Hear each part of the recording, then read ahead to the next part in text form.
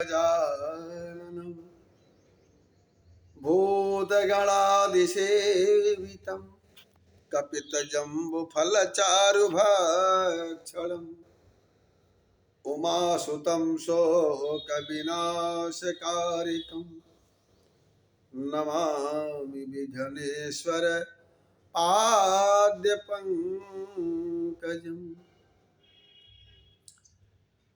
ध्येयं सदा परिभवघनं भीष्टदोहं तीर्थासपदं शिवविरञ्चिनुतं शरण्यं भृत्यार्तिहरं प्रणतपालभवाधिपोतं वन्दे महापुरुषते चरणारविन्दम्। अज्ञानतिमिरान्धस्य ज्ञानाञ्जनशलाकया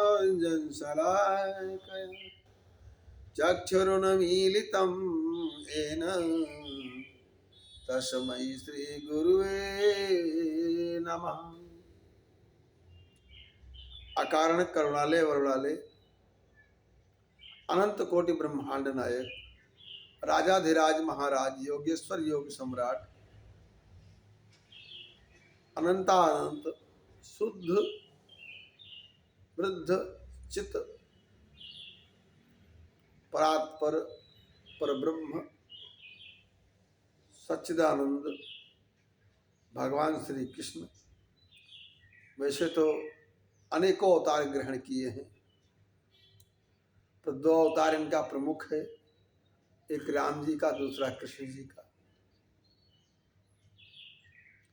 नाना भांति रामाय अवतारा रामायण शतकोटि अपारा। पर इनकी लीला अपरंपार है।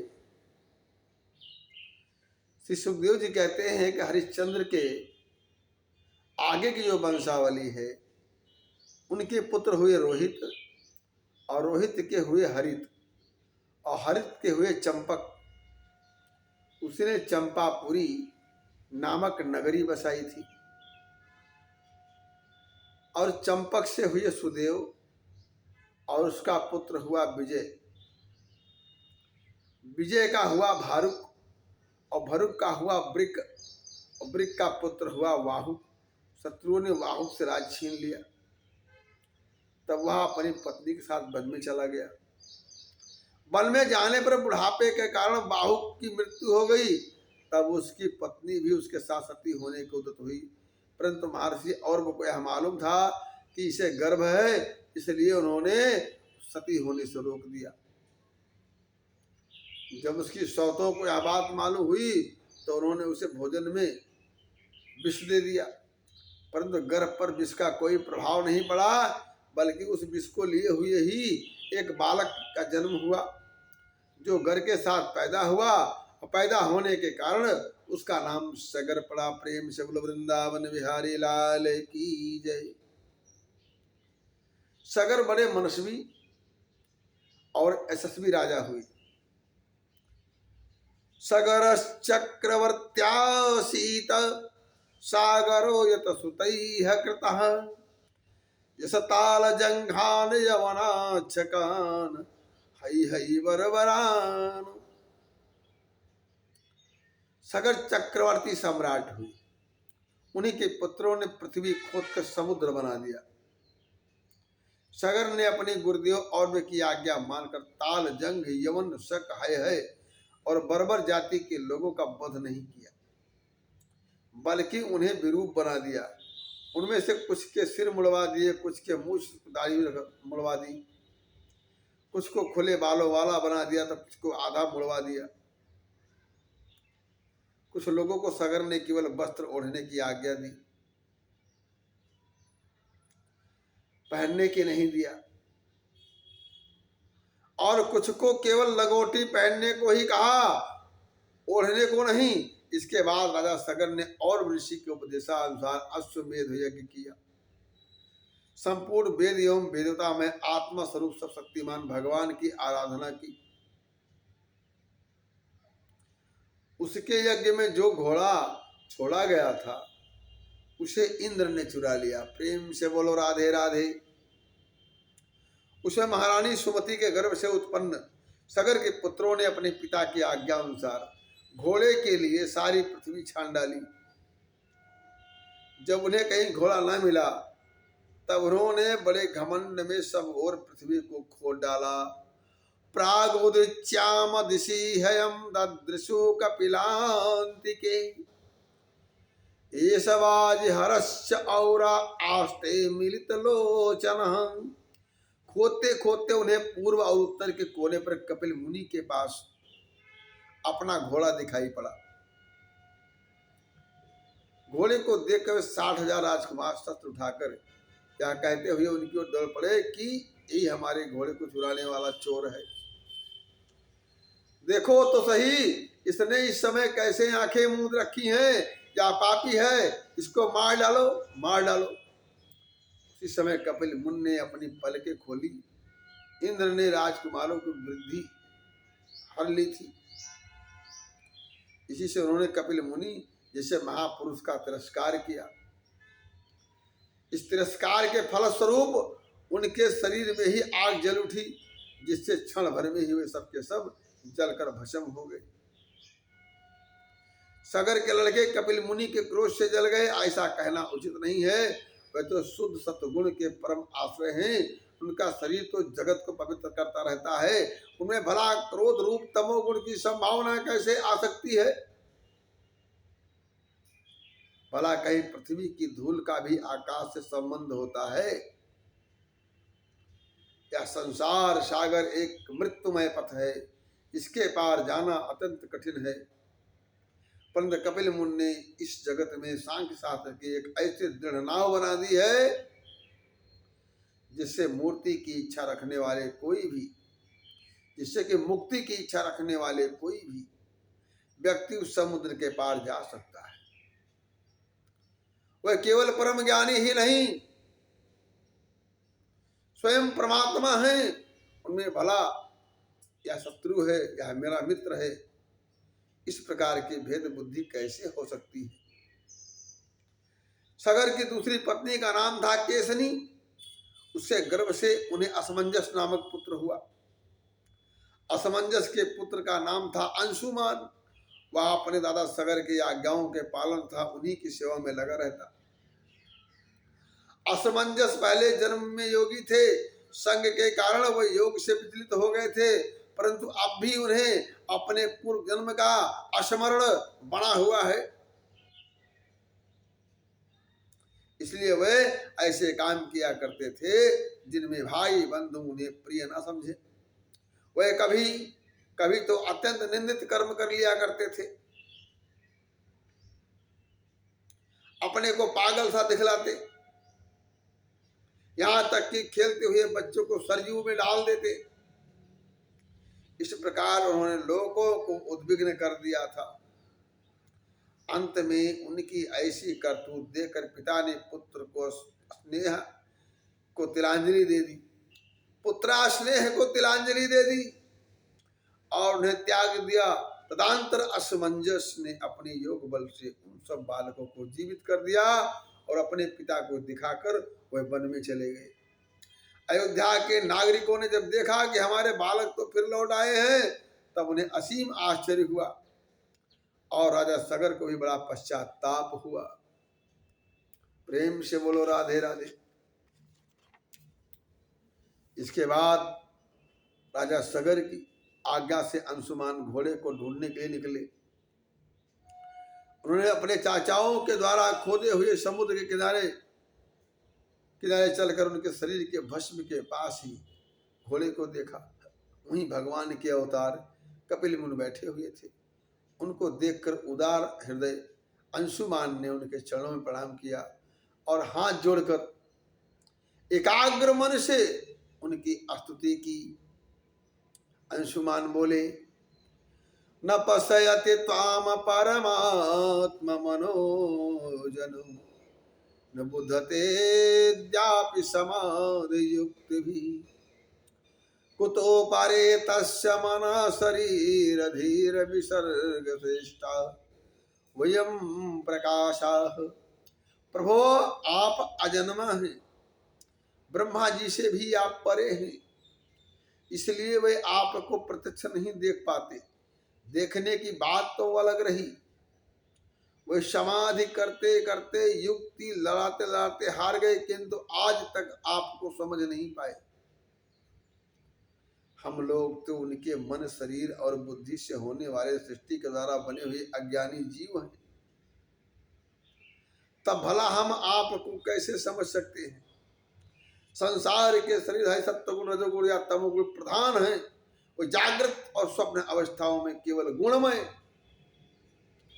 पदार्थों विषयों को और सुप्ति अवस्था में केवल अज्ञान ही अज्ञान देखते हैं।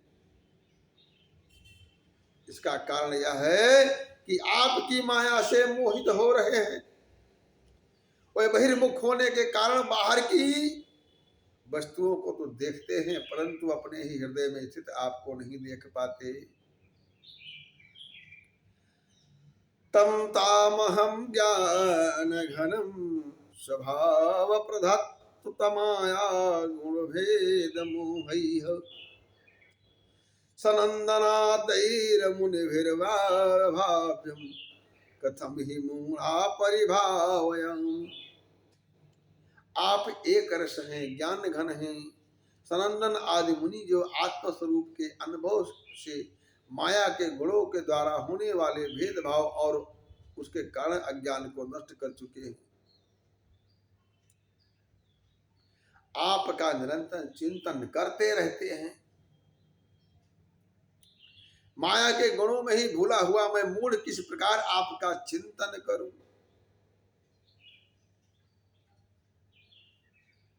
प्रशांत माया गुण कर्म लिंगम नाम रूपम सद सद विमुक्तम ज्ञानोपदेशाय गृहीत देहम नमामहे त्वाम पुरुषम पुराणम। माया उसके गुण और गुणों के कारण होने वाले कर्म एवं कर्मों के संसार से बना हुआ लिंग शरीर आप में है ही नहीं। ना तो आपका नाम है और ना तो आपका कोई रूप है कि बिनु पाद चलये सुनय बिनु काना कर बिनु कर्म करई विधनाना आनन रहित सकल रस भोगी बिनु बाणी वके ताबड़ जोगी। प्रभु आप तो अरूप हैं, न आपका शरीर है, न हाथ है, न पैर है। यह तो परमार्थ कल्याण के लिए आपने मानव शरीर धारण कर रखा है। आप सनातन आत्मा हैं, ज्ञान उपदेश करने के लिए ही आपने यह शरीर धारण किया है। हम आपको बारंबार नमस्कार करते हैं। यह संसार आपकी माया की करामात है, इसको सत्य समझकर काम लोभ ईर्ष्या और मोह से लोगों का चित्त शरीर तथा घर आदि में भटकने लगता है। लोग इसी के चक्कर में फंस जाते हैं। समस्त प्राणियों के आत्मा है आप प्रभु। आज आपके दर्शन से मेरे मोह की वह दृढ़ फांसी कट गई, जो कामना कर्म और इंद्रियों को जीवन दान देती है। परमहंस आचार्य सुखदेव जी कहते, राजा परीक्षित, इथम गीतानुभावस्तम भगवान कपिलो मुनि अंशुमंतमुवाचेद मन गुह्यो मधिया नृप।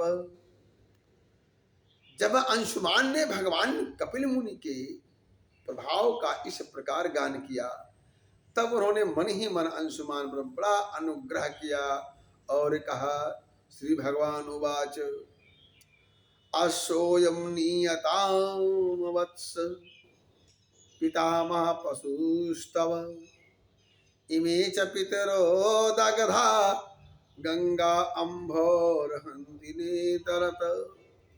बेटा, यह घोड़ा तुम्हारे पितामह का यज्ञ पशु है, इसे तुम ले जाओ।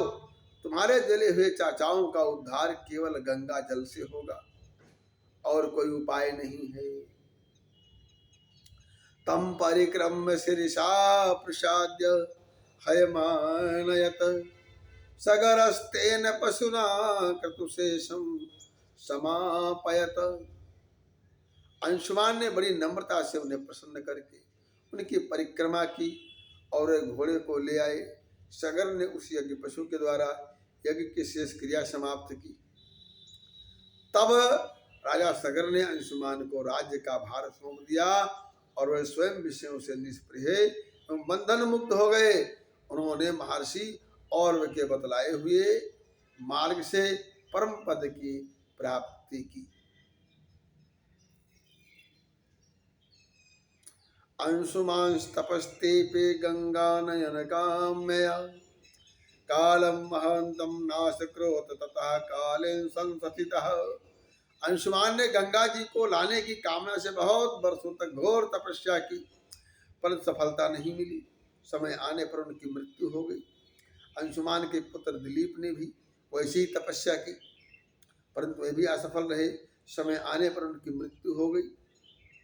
दिलीप के पुत्र भागीरथ, उन्होंने बहुत बड़ी तपस्या की। उनकी तपस्या से प्रसन्न होकर भगवती गंगा ने उन्हें दर्शन दिया और कहा कि मैं तुम्हें वर देने के लिए आई हूँ। उनके ऐसा कहने पर भागीरथ ने बड़ी नम्रता से अपना अभिप्राय प्रकट किया कि आप मर्तलोक में चलिए।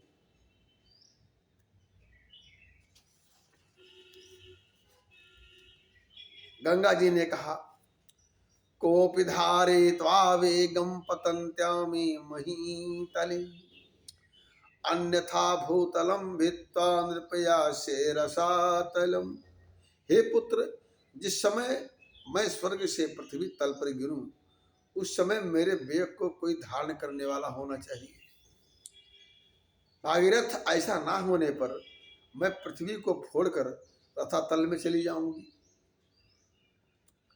किं चाहं न भूमि यासे नरामया मृजन्ते गमम् मृजामि तदहं कुत्र राजंस्तत्र विचिन्तताम्। इसके बाद अतिरिक्त कारण से भी मैं पृथ्वी पर नहीं जाऊंगी कि लोग मुझ में अपने पाप धोएंगे, फिर मैं उस पाप को कहाँ धोऊंगी। भागीरथ, इस विषय में तुम स्वयं विचार कर लो। स्वयं भागीरथ ने कहा, माता, साधवो न्यासिनः शांता ब्रह्मनिष्ठा लोक पावना हरन्त्यघं तेंग संगात ते शास्ते अघविध्वरि। माता, जिन्होंने लोक परलोक धन संपत्ति और स्त्री पुत्र की कामना का संन्यास कर दिया है, जो संसार से उपरत होकर अपने आप में शांत हो, ब्रह्मनिष्ठ हो, लोक को पवित्र करने वाले परोपकारी सज्जन हैं, वे अपने अंग स्पर्श से तुम्हारे पापों को नष्ट कर देंगे, क्योंकि उनके हृदय में अघरूप अगासुर को मारने वाले भगवान सर्वदा निवास करते हैं। प्रेम से बोलो राधे राधे। समस्त प्राणियों के आत्मा रुद्रदेव तुम्हारा वेग धारण कर लेंगे, क्योंकि जैसे सारी सूतों में ओतप्रोत है, वैसे ही सारा विश्व भगवान शंकर में ओतप्रोत है। परीक्षित, गंगा जी से इस प्रकार कहकर राजा भगीरथ ने तपस्या के द्वारा भगवान शिव को प्रसन्न किया। थोड़े ही दिनों में महादेव जी प्रसन्न हो गए। भगवान शंकर तो संपूर्ण विश्व के हितैषी हैं। राजा की बात उन्होंने यथार्थ कहकर स्वीकार कर लिया। फिर शिव जी ने सावधान होकर गंगा जी को अपने सिर पर धारण किया। क्यों ना हो, भगवान के चरणों का संपर्क होने के कारण गंगा जी का जल परम पवित्र हो। इसके बाद राजर्षि भगीरथ त्रिभुवन पावनी गंगा जी को वहां ले गए, जहां उनके पितरों के शरीर राख के ढेर बने हुए थे। वे सब वायु के समान वेग से चलने वाले रथ पर सवार होकर आगे आगे चले। उनके पीछे पीछे गंगा देवी को देखा गया, चल रही हैं। समस्त भारत को पवित्र करते हुए माता गंगा दौड़ रही थी। इस प्रकार गंगा सागर संगम पर पहुंचकर उन्होंने सगर के जले हुए पुत्रों को अपने जल में डुबा दिया। यद्यप सगर के पुत्र ब्राह्मण के तिरस्कार के कारण भस्म हो गए थे, इसलिए उनके उद्धार का कोई उपाय न था, फिर भी केवल शरीर की राख के गंगा जल का स्पर्श हो जाने से ही वे स्वर्ग में चले गए। उनका उद्धार हो गया। जब गंगा जल से शरीर की राख का स्पर्श हो जाने से सगर के पुत्रों को स्वर्ग की प्राप्ति हो गई, तब जो लोग श्रद्धा के साथ नियम लेकर गंगा जी का सेवन करते हैं, उनके संबंध में तो कहना ही क्या है। प्रेम से बोलो गंगा मैया की जय।